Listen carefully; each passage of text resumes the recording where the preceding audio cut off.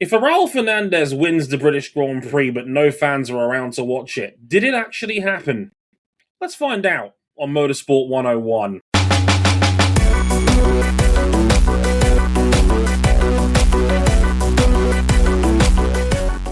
Well, that was some dominance. Welcome to episode 677 of Motorsport 101. I'm your friendly neighborhood host, Dre Harrison. Glad you could join us for what is the first double header we've had in a hot minute, actually, because we've had dueling summer breaks. MotoGP takes another couple of weeks off after this Grand Prix before we head to Aragon, but this, in theory, was meant to be one of the flagship big money rounds of the calendar. It's one steeped in tradition. It's the British Grand Prix from Silverstone. And, turns out Aprilia completely dominated. MotoGP kind of killed the vibe. All the juniors kicked ass instead. And we were all going to be having deep dives about the lack of attendance again. But hey, we'll talk about that a little bit later. Joining me on the show, as ever, is Mr. Rory James O'Connell. RJ, how's it going, sir? It's going about as well as it usually is these days, just, it's always weird kind of getting back in the swing of things, when you're off of the racing cycle for a little bit, but MotoGP is back. It seems like it is, I don't know if it's better than ever. It certainly is familiar from where we left off. Certainly. A lot of people in the form book predicted this was going to be an Aprilia showcase round, and they were right. Fair play to them. It was absolutely an Aprilia showcase round, as Ducati absolutely struggled to get going on this one. Alex Marquez, pretty much the only man sparing their blushes as a manufacturer, as Jorge Martin won the sprint pretty comfortably, and Raul Fernandez took his second MotoGP win in the Premier class in completely dominant fashion. We'll talk about that a little bit later. The standings, the championship implications, all of that good stuff coming up real soon. Also, some interesting tidbits of news coming out of that race weekend as well. A lot of debate about the attendance. We'll talk about that as well. Only 43,000 on race day for the British Grand Prix. Again, and look, it's still on the calendar. They just got an extension, but it's only until 2028. So we'll be talking a little bit about that later on. Carlos Esapelta let slip a lot of potential future details about MotoGP that could be worth talking about. And we even have a finally story, and that was Manu Gonzalez doing what we call on this show the Jacobellis. It's happened again. Oh. It's been a while since we've had one of these. I miss these days. But yes, we'll talk about that and much more in the next hour or so. But places you can find us real quick. Let's get the general housekeeping out of the way. We're on youtube.com/motorsport101. We're on facebook.com/motorsport101. We're on Twitter and Instagram. Twitter is motorsport_101pod. But Instagram and TikTok, if you want to see video highlights of the show, as well as bonus content from yours truly, is at motorsport101pod. You can follow us on Blue Sky if you want as well. Both of our names, Dre Harrison and RJ O'Connell at bsky.social. And if you really, really like us, you can back us financially on Patreon, patreon.com/motorsport101. $5 gets you early access to all of our content. You can upgrade to the $10 tier to these episodes live as they're being recorded. Sorry, I just saw RJ's comment in our Riverside chat that said premature joculation, which... Oh boy! I believe that is the other more acceptable term for the premature celebration. Yeah, that's probably fair. No, I can't even really argue with that one. Jason and Ghost Raptor are here right now, listening in early. Much appreciated as ever, gentlemen. Thanks for the ongoing support. And you can catch all of that as details and written reviews of this race weekend. That's MotoGP and IndyCar in Portland on our website, motorsport101.com. Check out the blog section for more on that. Right, without further ado, let's get into MotoGP's British Grand Prix.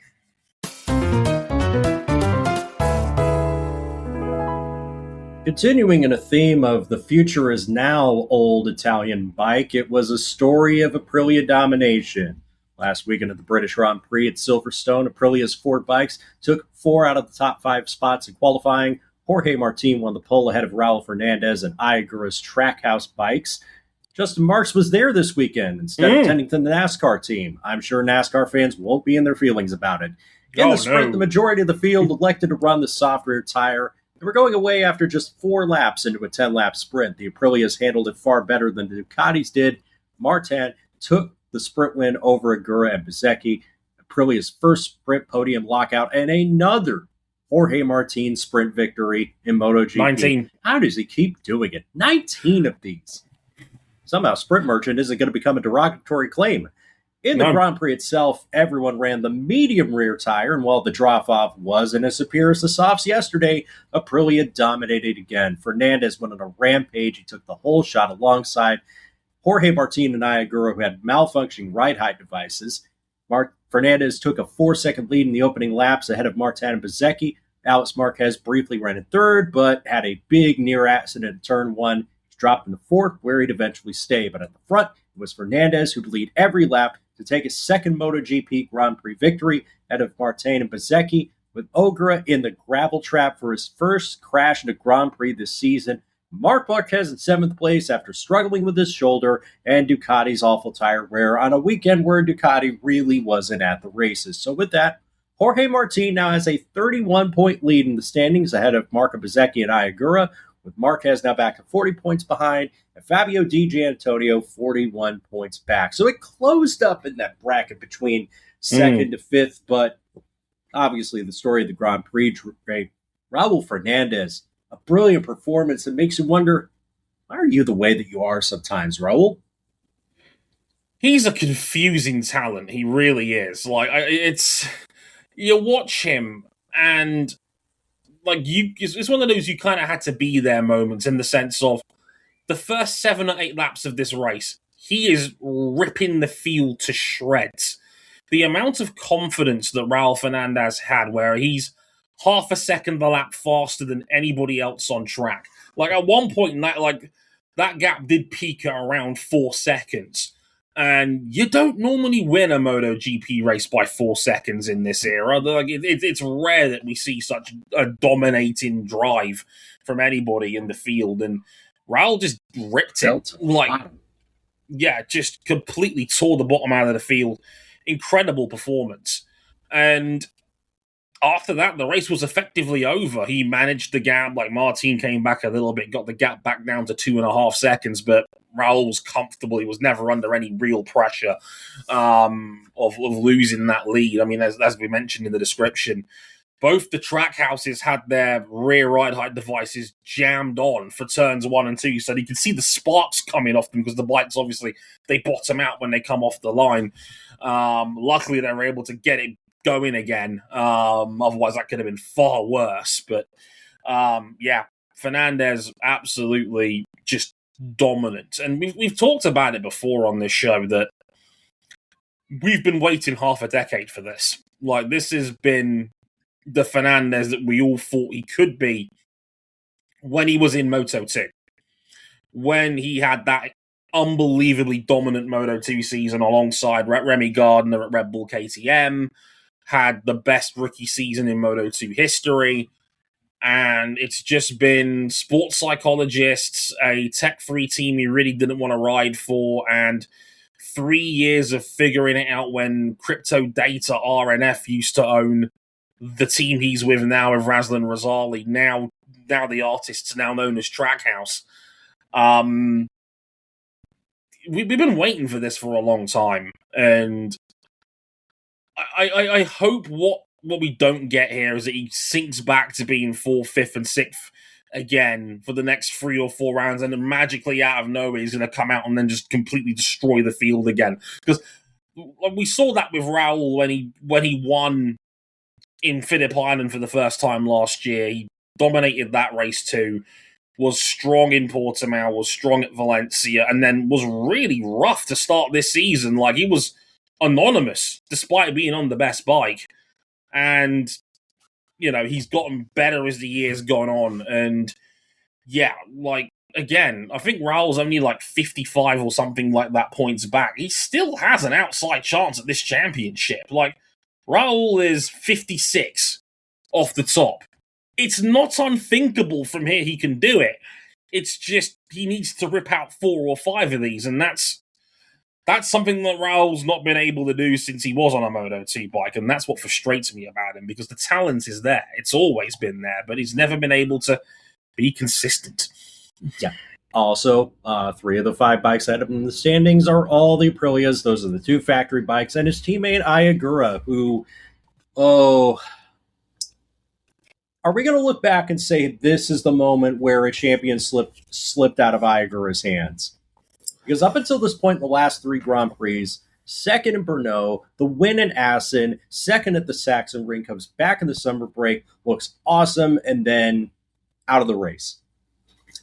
Well, it was the one major concern that we had about Agura was that he's never been here before. Like, we knew Agura was quick, and obviously Agura has been fast all season. We've seen the massive improvement in his qualifying, for example, and again, front row start this Grand Prix again. So, I mean, it's the first crash that was really of his own volition this season. I mean, because the other 2 DNFs he's had this season was the technical DNF when his engine failed in Austin, and he was looking good for a podium in that one, 4th at worst.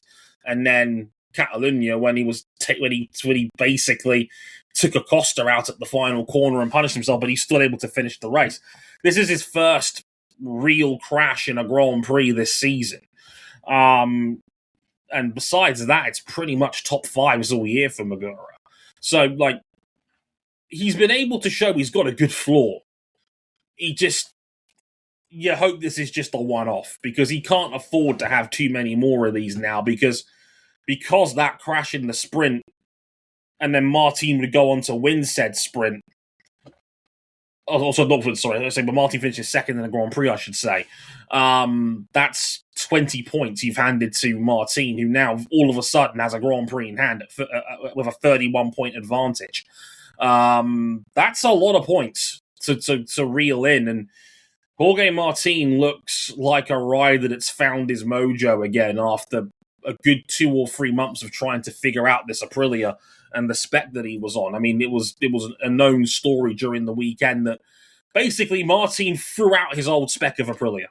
They went like, we're going back to day one. We're going back to the Aprilia we had at the start of 2026, and apparently that's what's given him his confidence back, and how he was able to attack the sprint and then take home, a pretty comfortable second in the Grand Prix. Very good points, which is what Martin needs. And this has been a championship of, like, consistency more than anything else. You know a fun fact, RJ? What's that? Going into this weekend, do you know what the percentage of points was that Martin had scored when he was leading the championship? Was it before pushing it out? I want to say it was what? If I had to guess, 72%. 51. Ooh. He'd only scored barely half the available points so far this season. I mean, when Marc Marquez was at the same point last year, I think he was at 93% or something crazy like that. Pardon the pun on the number there. But Martin has only, is at the championship, but until this weekend had only scored half of the available maximum points, which goes to show you that everybody has dropped points, everybody has made mistakes, everybody is hemorrhaged to each other. This championship battle is a brawl. This is going to be who makes the least amount of mistakes more than who wins the most Grand Prix. That's how it's looking. At least on the rider's side, because the manufacturer's side, it's not sewn up just yet, but it's an Aprilia lockout in the Grand Prix. Ducatis were 4th, 6th, 7th, 11th. The constructors and the team standings not yet decided, but I want to ask a couple things.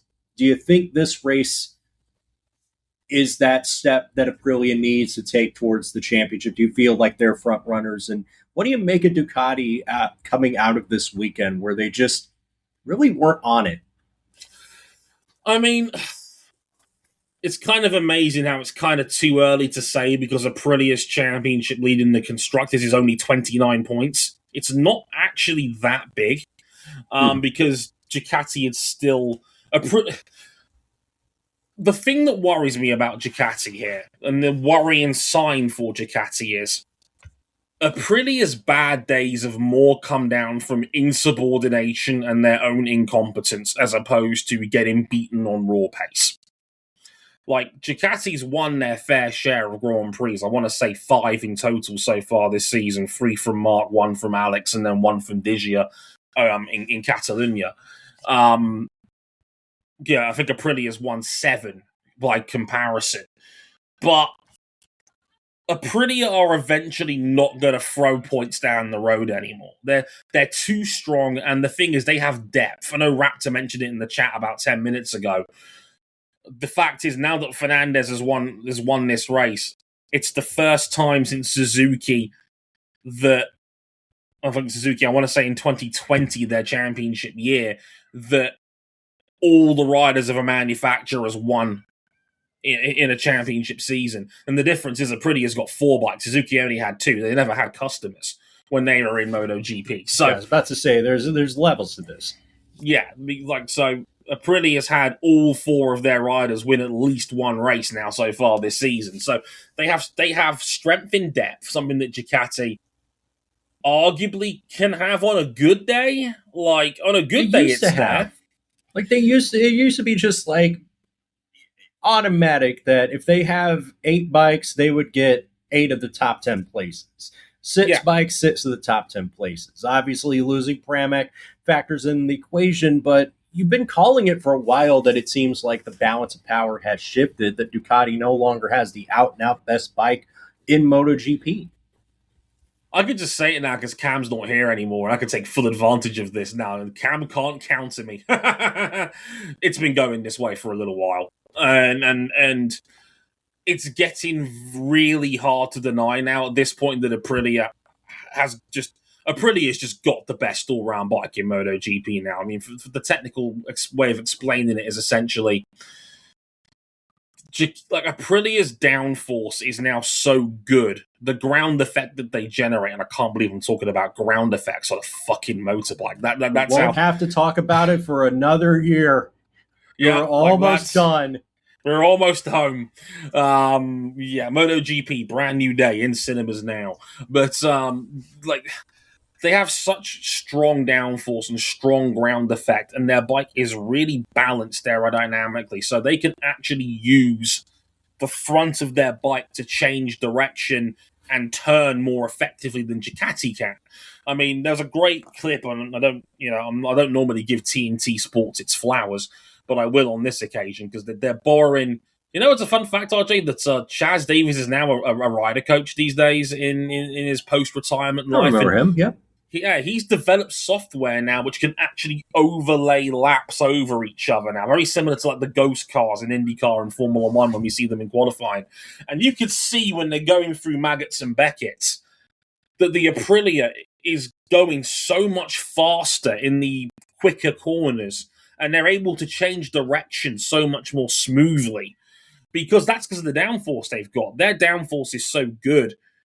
It not only means their bike is better balanced aerodynamically, it means they can change direction faster, and because it means as well they can use their front tire to grip and steer the bike. They're not wearing out their rear tire as much as Ducati are. Ducati has had this unbeatable ace in the hole for the last half decade of rear grip and acceleration because they make all their lap time on the rear tire. Like, Michelin's rear tire is an unbelievable tire in the sense of it's got so much grip that it was causing front ends to bounce because it was gripping into the ground too well. Hence the chatter problems we've talked about over the years. But it's now become a weakness in comparison to Aprilia because Aprilia is so much more balanced. Ducati make all their lap time on their rear tire, and they sacrifice front end feeling for raw acceleration. That's now hurting them because it's causing wheel spin out of the back of their bike, and they can't grip as well as the Aprilia, and it's chewing out their tyres. So on more faster flowing circuits like Silverstone, Aprilia's got their number and change. The tracks that are a bit more technical, like Ballerton Park, which Marquez won, like the Saxon Ring, they're a bit more stop-start in that sense. Those are the tracks where Ducati are stronger because you have to use more of the rear grip to push the bike around. But on the faster tracks, the bigger tracks, the ones that are a bit more sweeping and a bit more flowing, Aprilia is cash money, and there is nothing Ducati can do to stop them.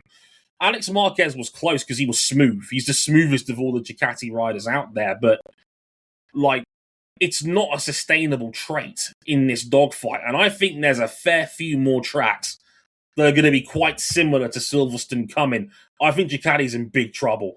Mark has to win at Aragon in 2 weeks' time. Otherwise, I don't think he's winning this championship. Well, the good news is Marquez did win last year's Aragon Motorcycle Grand Prix. It was just that it was Alice last year, not Mark. That is then followed by Misano and then Spielberg coming up these last few European rounds in this leg of the calendar. Dre, we alluded to it at the start of the show. We alluded to it with humor at the intro to the show. Silverstone's attendance this year, not great. And the track recently got a 2-year extension as opposed to the standard 4, 5, 6, whatever. So basically the British Grand Prix at Silverstone is not even guaranteed until through the next time that England makes the World Cup, and the whole cycle of hope and letdown begins anew again. But in all seriousness, how do we solve this problem? Because it feels like, obviously, one of the big factors is you've lost motorcycle covered in free-to-air television that we used to have way back in the day. That's gone now, and I sadly don't think we are going to be able to put all that toothpaste back into the tube, no matter how hard we try. But it just doesn't seem encouraging, Dre. Tell us more about what's going on. Yeah, I mean, I made a video about this on our social feeds a couple of days ago. By the time this goes out, I think it was on Tuesday, and I spoke at length about this. And if you're a long-time listener of this show, I've spoken about the British Grand Prix problems at length for quite some time, and we talked about the golden age of the BBC having the free-to-air rights to MotoGP for years, and it was a crew that actually gave a shit about MotoGP. It was Susie Perry, we all like Susie in the biking circles for enthusiasm, Azzy Farney, Matt Roberts, Charlie Cox in the commentary booth with Steve Parrish. It was a great team. A team that was almost as good as the people that you had to pay to see at Eurosport when it was the dream team of Toby Moody, Julian Ryder, Neil Spolders, Randy Mamola. Everybody was great. We were spoilt. Everybody ate well in bike racing terms. You could choose which elite team you wanted because they were both genuinely great. I'm not saying this to play favourites. We were just spoilt in the UK for years and years and years. And then TNT Sport bought the TV rights for MotoGP back in 2013. They got very lucky that Marc Marquez was an overnight superstar because that was the year he debuted in the top flight, and he immediately won the title as a 20-year-old rookie. But even so, I made a video talking about, I think, the major issues here, and I think there's 3 big problems. Number one, it's not an accessible race. I've said this for some time, that if you're not driving or riding down to Silverstone, it's going to get expensive. You've got to get a train to either Northamptonshire or Milton Keynes. They've got a shuttle bus service now in Milton Keynes if you want to go to the track via bus, but it's 15 quid for the shuttle. If not, it's a £50 taxi. And then you also have to spend time in Milton Keynes. Yeah, which is not a town; it's a roundabout. It's got a roundabout with a bunch of racing facilities, in and around the roundabout. It's barely a step up from Slough. Yes, exactly, and it's roundabouts, 4-star hotels, and Brewdog. None of this is good. But point is, it's expensive. It's also got, I believe, one of, if not the most expensive tickets for Grand Prix in Europe. and I've talked about this when I was on the Crash podcast as well. We're in a cost of living crisis in the UK. Holidays are a luxury for a lot of people at this point. This, like, going to a MotoGP weekend is probably going to be the average family's one yearly treat. That's just the realistic way you look at this when you have a family. I mean, like, for me personally, I'm with my mum, who's single, and my two siblings. They're 28 and 18, respectively. Happy birthday, Kendra, for a couple of weeks ago. But that might be like a once a year kind of treat. You're not picking Silverstone over a bunch of the better rounds in Central Europe. Le Mans is better publicised. Germany's got a proper festival atmosphere, so does Assen. Hell, even Balaton Park, which we roasted in Hungary. Budapest is 20 minutes that way. Yep. I'll put it this way, right? If you don't want to leave close to home, but you don't care what racing you watch, would you just want to go to Silverstone? Chances are you want to just be like everybody else and go to the other British Grand Prix that's on four wheels at the same facility where, yes, tickets are an arm and a leg, but they can justify it because they pack the house for every single day and every single session. MotoGP can't do that. I also wonder, and I'm sorry for interjecting my line of work into this, Silverstone's getting WEC back next year. And I wonder if there's those other people that are just like, well, if I can only go to Silverstone once, I'm getting priced out of Formula One. But the 6 hours of Silverstone is going to be back next year. I got to save up for that. I just don't have any time and money for MotoGP. Sorry. Yeah, it's a sport that, and I've said for a while, from a UK standpoint, has generally faded out of prominence. And I'll get more to that in my third point in a minute. But a couple other things to point out is that, yeah, this is a luxury. Tickets are not cheap. It's not a particularly appealing part of the UK to go to, so you can't really make a trip out of it if you're looking at it like more like a holiday. It's not like Barcelona, which is right in the middle of Barcelona itself, and it's a bit more tourist friendly, so to speak. Right? If you're going to Silverstone, the next major city is an hour and a half away in a car. No chance. And like RJ alluded to, people are here for the actual F1 British Grand Prix, and yes, the tickets are ludicrously expensive, but they had 175,000 on race day this year on Sunday. Who can argue with that? People love this Grand Prix. Remind me how many people were at the MotoGP for an entire 3-day weekend? 106,000. So one day of Formula One outdrew an entire weekend of MotoGP, which is crazy. RJ, there was more people in on Thursday. With no actual racing than there was for... Y'all have lost your damn mind. This is just like, yeah, we're getting 250 people into downtown, whatever the city is, for the NFL draft. Days 2 and 3. Yeah, 75,000 in on Thursday for the F1 race, which is basically pit walks and vibes. Yep. Another point from Raptor in the chat, it's like NASCAR at Indianapolis Motor Speedway when the crowd size is pretty great, except it looks bad when it's not an Indy 500 crowd and there's that many grandstands. Yeah, like Silverstone has the grandstands to hold at least 100,000 plus, and that's before we talk about the rest of the Gemology, because the track is enormous. It covers so much ground. There's a shuttle bus service to get around Silverstone because the track is so big and so wide. The amount of square miles it covers is ridiculous. It's like going to the Nordschleife. Like, by comparison, like Raptor makes a great point in that we had the Brickyard 400 in NASCAR a couple of weeks ago.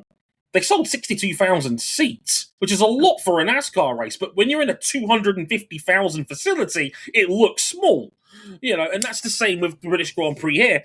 43,000 was in. The main grandstand was still pretty much full, but you can ride past and see the other grandstands that were not open to the fans because it was pointless opening them. There's no demand, and therefore, if you just close them off, you could hire less volunteers and less people to actually run the event on the day. And this is the thing is right. There was 43,000 on race day, as mentioned a minute ago. It's been around that level for the last 5 years. They were like 60,000, 65,000 in 2021.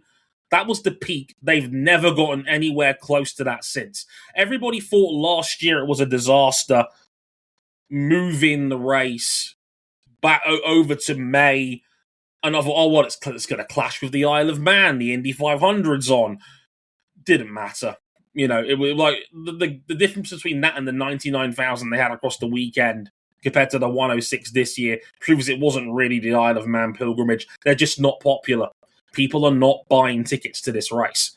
And they don't want to get into why. My second point, lack of homegrown talent.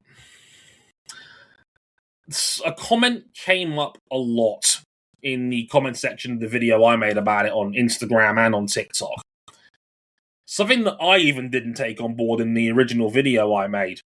Multiple people said, I stopped watching MotoGP once Rossi retired. Yeah. Now, Valentino Rossi, obviously not British, but he was so transcendent that it didn't really matter. He was everybody's home rider.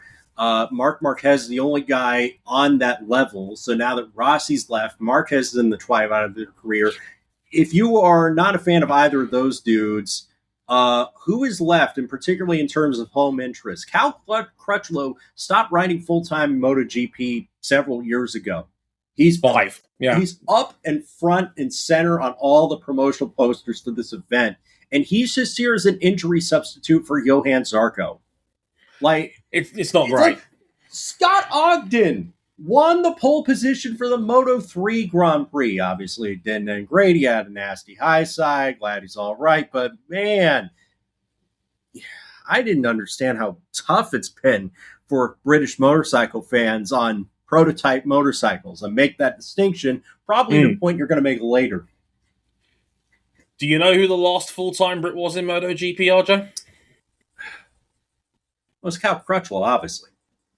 No, it was Bradley Smith, 2020. Ah, dude. Bradley Smith in his last full-time season when he was there at KTM towards the end of his career, unironically, won the Baggers race that weekend in his one-off appearance for them at the Bagger World Cup, so congrats to him. And it was a Union Jack-painted bagger, which I think is a gross war crime in some parts of America. But congrats to him. But we've not had a full-time Brit in MotoGP in 6 years. But then my first thought was, well, the last Brit we had that was really good was Cal Crutchlow around 2015, 2016 kind of time, about a decade ago when he got his first 2 wins in the top flight. And then it hit me. Why was there this dip in attendance after 2021? And then I realized that was Valentino's last season. 2021 was his final year. And then immediately after that, 20,000 less people go to the British Grand Prix. And it gave me flashbacks of the times I did British Superbikes a couple of times with former co-host Adam Johnson. I did it 3 times when I was younger, around that same sort of 2015, 2016 sort of time. And this was when BSB had the best name value it's ever had, when it was Shaky Byrne, the back end of Rionichi Chianari, Leon Haslam, James Ellison, Jason O'Halloran. It was loaded for talent back then. Half the crowd was in Rossi gear. It was all the blue and yellow of his Yamaha tenure in MotoGP. You go to any of the merch stands, it's Rossi gear as far as the eye can see. Like, Josh Brooks was there. That was the weekend. That was the weekend Josh Brooks won his first British Superbike championship. And there was less Milwaukee Yamaha gear than there was blue and yellow Valentino Rossi merch. They came to support a guy that wasn't even in the race, wasn't even in the same category of motorcycles. I underestimated just how popular Valentino was here, and until it hit me, and I was like, "Shit, yeah!" I've said it before, the lack of homegrown talent has been a problem. And look, TNT Sports aren't even denying it. I remember when Michael Laverty and Neil Hodgson did an interview with the Motorsport Network when I was with them still. And they said, look, we haven't got a Brit that's good enough to be in MotoGP, and it's going to be at least 5 years until someone else comes along that could be. Like, this was back when Jake Dixon was still a decent Moto2 rider. And he was fourth in the championship one year. He nearly got to MotoGP, was just ultimately short. But we have nothing. There's no Brit in the Premier class. There's no Brit in Moto2. We have Eddie O'Shea and Scott Ogden in Moto3, but they're middle-of-the-road runners. They're never going to be threats for promotion in that series. And if you really want to be super generous and stretch it to Ireland, you've got Casey O'Gorman, but who's, again, fringe top 10 guy in Moto3 at that point. I mean, there was a lot of support for Jonathan Ray when he was in Worlds, and he was Northern Irish. So if you want to be super generous and extend it to Ireland, even then, there's not a lot of biking. We've been overtaken by Spain, by Italy, by most of Asia. There's more exciting talent like Veda Pratama and Hakeem Danish in Moto3. It was Moto3's first Malaysian winner in a decade, for example. We've been surpassed by a lot of Central Europe, and Asia's started a comeback when it comes to talent. The lowest common denominator of fandom in sport is national pride. Backing your own. Like any Olympics, any world championships, any major sports event, first port of call, who's the home interest? We ain't got none. That's a huge problem. Yeah. Yeah. So if you have no homegrown talent, you have no rooting interest from home, and you don't have that transcendent superstar, what do you got? Not a lot of incentive to come. And that leads to my third major point, because Jason makes a great counter to this, because Van Man made this point. You know who's got this same issue? Germany. And Jason's right to say this. Germany hasn't got an elite riding talent. They haven't had one since Jonas Volger, poor guy, before he got ill. They're in a similar situation because Germany had a steady stream of good talent to come out of that part of the world, like Alex Hoffman in years past. And, Stefan Bradl was a really solid bike rider in his own right. Top 5 championship guy at his very best. The difference is Germany's Grand Prix is very well promoted. It's more like a festival compared to the British Grand Prix. And they still get nearly 100,000 on Sunday. So it's not the be-all and end-all if you still have a well-promoted, well-maintained, appealing Grand Prix that people actually want to go to. The British Grand Prix is not that. And we've struggled to promote our own Grand Prix since then.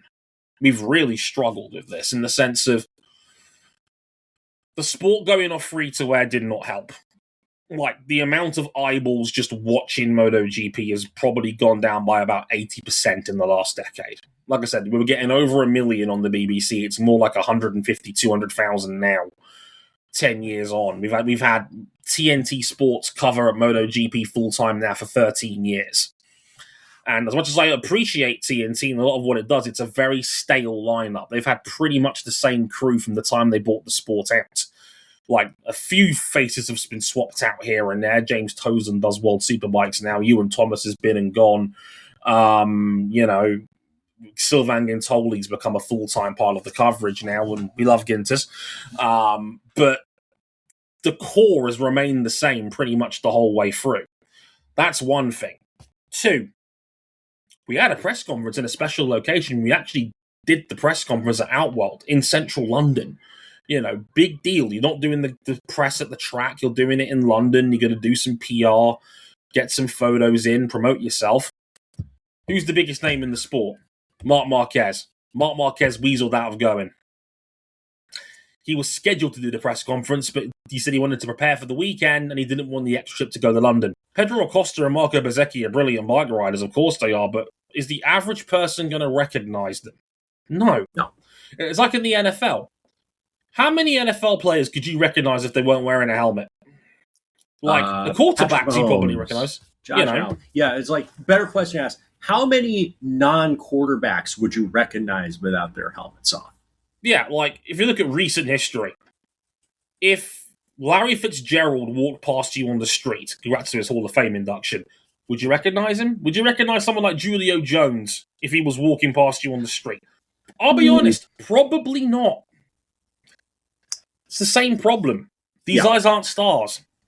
And it's just messy in the sense of they had a 20% discount on tickets for the last week before the Grand Prix. No one bit on them. The race was free to air on Quest in the UK. Wasn't officially stated until the Sunday morning of the race.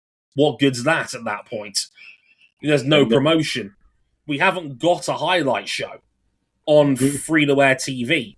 ITV has one, but they put it on a Monday night at 11 p.m. when, again, what good is that? It's the graveyard hours. So no one watches it. There's no promotion. I had multiple comments from people saying, I didn't even know the race was on free-to-air, or I didn't know this sport existed. And that's crazy. Oh, one thing that was brought up is, maybe Silverstone isn't the right place. We had a good MotoGP venue at Donington Park that served this sport for years and years, and there's festivals that happen out there when they're not racing. Maybe this is the play. Or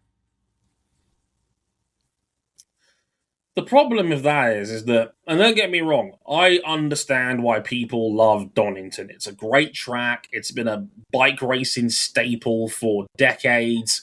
It's still hosted major races now. I mean, for those who don't know, it had the British World Superbike round a couple of weeks ago, not that long ago. And look, it's hard to ignore in WSBK right now that Nicolo Bulega has won 23 out of the 24 races so far this season, and yet it had 55,000 on race day. Worlds is beating them at Donington right now. Yeah. The problem is, Donington is the exact kind of venue that MotoGP doesn't want to race around anymore. Right. One, Donington is too small. It only holds 38 garages. You need 40 for all the teams in MotoGP, Moto2, Moto3, and you're probably going to run at least one support series there. For example, this year, they had the British Talent Cup. They're Moto4 series now, same as the Moto3 bikes, but you get the point. It's another support series, and they had baggers here this year, so they have 5 series running at Silverstone this weekend. Silverstone has the facilities, Donington doesn't. Yes. Like, Silverstone has got essentially 2 pit lanes, so they're fine in that sense. But 1, Donington's too small. 2, Donington's not the best when it comes to facilities. Like, it's not... The only world-class motorsport venue we have in the UK is Silverstone.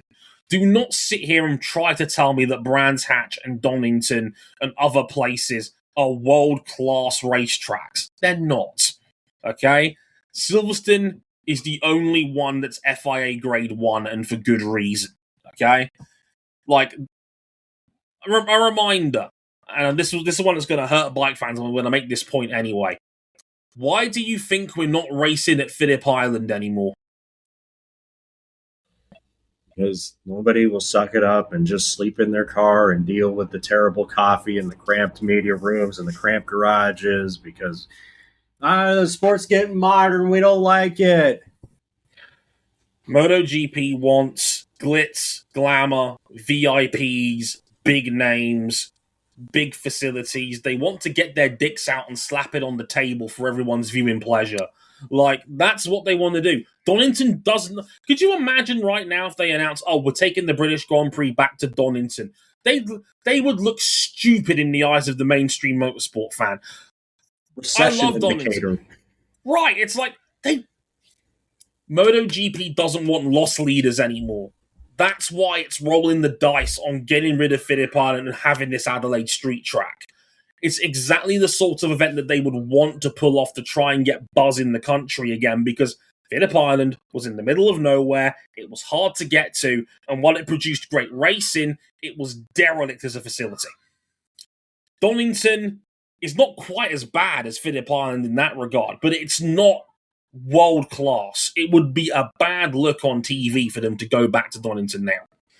So, Yeah, and I agree with Max in the chat. Yes, Silverstone is a shit viewing experience for bikes. It is a flat aerodrome. It's not the best of look. You're 1 mile away from the track. It's not great. And there's plenty of downhill on the run down the Hanger Straight. Yeah, but it's not a great viewing experience. But it's still the best. It's the best we have, unfortunately. And look, all this is, it worries me that I've got a feeling that if this 2-year extension doesn't work out, we're just going to lose the British Grand Prix. Because there's no other place that could host it. Donington is too small, Brands Hatch is too small, and the bikes are probably too fast for Brands Hatch at this point. Yeah. The bikes are too fast for the Saxon. I think they'd be way too fast for Brands Hatch. Yeah, like MotoGP is already... Yeah, it's already outgrown a boatload of tracks in the UK. Like, Silverstone's the one place you could safely run the British Grand Prix. BSB still races at fucking Cadwell Park. Please. Like, jump! You know, like, it's fucking crazy that they still do that. So, I know people are going to be thinking it. But this is... I fear that MSEG's approach to try and save this Grand Prix is going to be the exact sort of shit that bike fans don't want. Because MotoGP fans and bike fans in general are not Formula One fans. They're a bit older, they're a bit richer, they're a bit more blue-collar compared to Formula One fans, which have done a very good job in recent years of bringing in a new, fresher, younger, more diverse audience. Dorna's not here to appeal to the fuddy-duddies. They're not here for F1 comparisons. They fucking hate Formula One and everything it stands for. You talk to David Emmett on Motor Matters, and I love me some Dave. He hates the car. He hates Formula One and all the shit that it does to promote itself. He is a blueprint for a lot of bike fans. So I fear the marketing heads at Dorna need to beat their heads together with Silverstone and figure out a better way of promoting this thing, because what they're doing right now is not working. It's not working. This is the 5th year in a row we're having this conversation. And like I said, there's a reason why it only got a 2-year extension. They're not confident in it. They're looking for an excuse to chop it off the calendar. You know what is very Formula One like, though? A budget cap. A transfer window is not Formula One like, but it is very familiar to stuff we watch. Dre, what is going on with the decision makers in MotoGP? What are they telling your friends in the press? Yeah, like, again, I salute to Yuri Pujamont, my old Tank Slappers colleague and Motorsport Network's #1 motorsport journalist. But again, I say this wholeheartedly, Yuri Pujamont is the best bike journalist in the world. He does an incredible job for MS, and they are very, very lucky to have him over there. He actually got, in Autosport's own home studio, a sit-down interview with COO Carlos Ezapelta. You know, and it was a good, lengthy interview already. Talk about a lot of topics. I do recommend it. It's a good watch. And Yuri got 2 big stories out of that interview. And the first one was, they've been very open that they want a budget cap. My initial thought was, good luck with that. Well, they made it work in Formula One. Why wouldn't they be able to make it work in MotoGP? It's a weird one, because I think the difference is Formula One and a bunch of its teams wanted a budget cap. Like, Formula One used the budget cap as a dangling carrot to get teams like Virgin and the artists formerly known as Caterham and HRT to take part. I was like, yeah, we'll have a budget cap if you come along, promise. Right, Paul. No. And in MotoGP, as Raptor points out in the chat, teams haven't got that level of funding. And percentage-wise, there's big disparities in what each team's budget are. For example, Honda spends about $80 million a year on their MotoGP bike development, according to Yuri. Yamaha's about the same, and they have access to a lot more cash if they really wanted to. They have effectively limitless spending. Aprilia's budget is allegedly a quarter of that. Which is, again, Aprilia have been incredible to do what they've done on basically, allegedly, 20 million a year in terms of a budget. In motorsport, that's nothing. It's a drop in the bucket. And yet, they're leading all 3 championships right now. And as Raptor says, Aprilia had to beg the big board of Aprilia to free up the funds to go get Jorge Martin. That's how much they can't compete by comparison. So, when you've got 2 enormous players in Japan, Honda and Yamaha, Ducati that is also, again, can dip very deep into their pockets if they want to because they sell so many Panigales, it covers the MotoGP budget. They have the only, 1000cc sport bike that's selling right now. Why would those 3 teams want a budget cap? Not a chance. The interesting thing is the transfer window. Because Formula One doesn't have that. No other form of motorsport has a hard-coded transfer window like you would see in international world football, where basically what a transfer window is basically like it is a designated period where athletes can move from team to team. You can only do it starting one day and ending at a day to be designated later on down the window. It's interesting in the sense of, again, call the spade the spade. This is a response to this year and how this season's played out. We knew roughly 70% of last year's grid in February. That's not good for anybody, right? Right. Obviously, teams are going to leak the details because they're too excited not to tell the press. Yuri's very close to a bunch of people in the paddock, for example. The Spanish press get all the scoops and all the exclusives early doors. So we knew in January that Fabio Quartararo was going to Honda, that Jorge Martin was going to Yamaha, that Pedro Acosta was going to Ducati, Pecco going to Aprilia. If we found this out in June or July, it would be incredibly exciting. Yeah, but the problem was we found it all out in February and March before the season started, and nobody could officially announce anything because we were still trying to hammer out the new sporting agreement. Yes.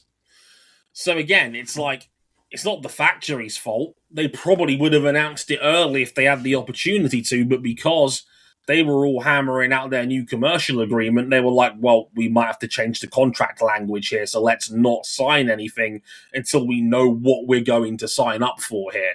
And that, we just got that explosion after Brno of announcements, and that was just no good for anybody because you couldn't prepare anything. Like you had social media teams scrambling, figuring out the best way of announcing it. We had silhouettes to announce riders, oh, it's a silhouette of Pedro Acosta. We signed Pedro, we just can't use his likeness because that still belongs to KTM. The only team that they agreed to share it with was Gresini when Alex Marquez was announced he was going there because, Gresini are good sports and everybody likes them. But, you could have a transfer window, conceivably. We kind of already have one. It's called the summer break. Yep. And even then, we'd be tapping people up outside this window anyway. People fucking talk. People talk in the paddock all the time. Everybody puts feelers out there. It's like in football. Agents are technically not allowed to tap up clients when they're under contracts, but we all know everybody fucking does it now via third parties. So the tapping up rule is dead in football. It doesn't happen anymore. It doesn't exist for that very reason. So, yeah, if you want a designated announcement to announce rider transfers, sounds great in theory, but these situations are incredibly fluid. You can't have a designated windows for teams to talk because they're already talking anyway. You can't stop them from doing that. They're always going to do that. It's impossible. It's a nice thought, but no. One more thing as well.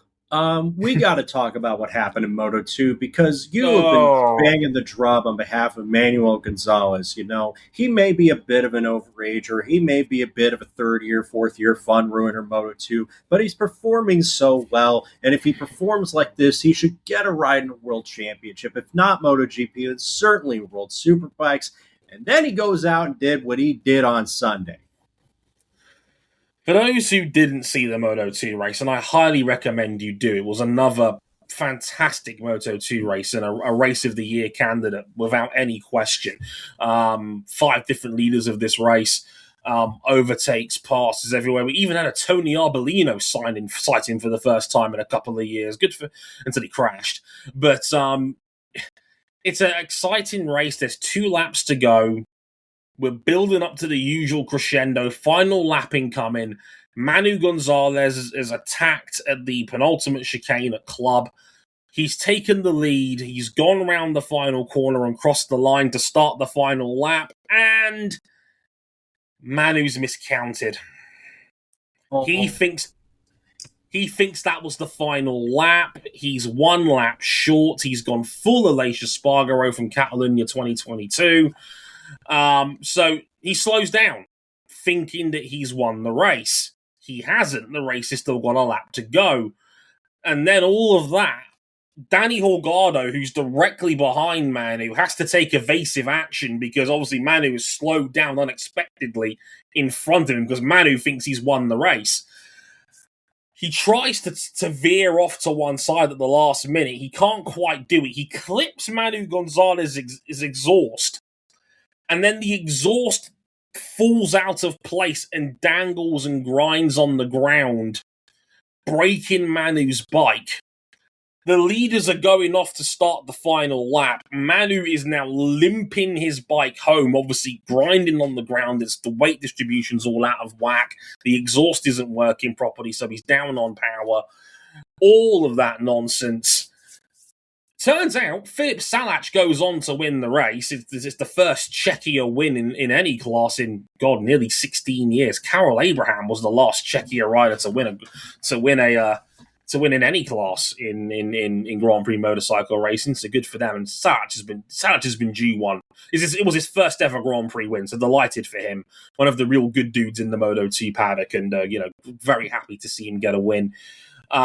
He won the race. Manu Gonzalez would come home in 14th as a direct result of that. Spared some of his blushes because a lot of his title rivals didn't have a good day either. Senna Regis was down in 18th, for example, and we expect him to be announced soon as a tech-free MotoGP rider next year. It looks like Senna Regis has beaten Manu Gonzalez to the job. His own teammate was seen as a more attractive prospect than him, which, in my humble opinion. But I regretfully have to say, Manu Gonzalez, you have done the Jacobellis. The premature celebration. Premature ejaculation. He's pulled a Bjorn Wertheim. He's pulled an Aleix Espargaro. He's pulled a Mark Martin that one time in what is now the O'Reilly Series at Bristol. All the examples you could think of. Oh, man. For those who don't know what I'm talking about, Google Lindsay Jacobellis Turin 2006, and you'll know exactly what I'm talking about from the Winter Olympics. It is an all-time classic, and Ed Lee's commentary makes it 100 times more worthwhile because there is a moment there where he turns into Mel Gibson in Braveheart. Frida! Frida! You'll know. You'll know when it happens. So, yeah, that's a very real thing, and it's very hilarious. And ever since then, I've described any premature celebration in a major sport as a Jacobellis. Do not do a Jacobellis. And that's what Manu Gonzalez done. The man who I've gassed up as MotoGP quality for the last year went and did that. Because of course he did. Shout out to Filip Salac for the win. As I mentioned, shout out to Bradley Smith for winning on the baggers. Congrats to him. That was cool as hell to see him do that as well. Just like the Moto2 and the Moto3 races were just fantastic. Like I do highly recommend them. David Almanza won a very good Moto3 race as well. It's just a shame that the main event was a bit of a vibe killer. It wasn't an exciting race. The Aprilias were in a different league. They were all separated on track. There wasn't an awful lot of action. It is what it is. But we'll do our best to come back in 2 weeks' time for the Aragon Grand Prix at the same name. Ducati should be a fair bit stronger there. Marc Marquez will be circling that one for a potential double win. Ducati goes well there. He goes well there. It's anti-clockwise. He loves the left-handers there. Should be interesting. Well, it should be more interesting than what we got here. We'll be back next time around for our IndyCar review of the Grand Prix of Portland, because god damn it, that damn Spaniard just keeps getting away with it. Until next time, I've been Dre Harrison. He's been RJ O'Connell. Catch you next time. Sayonara. Later, y'all.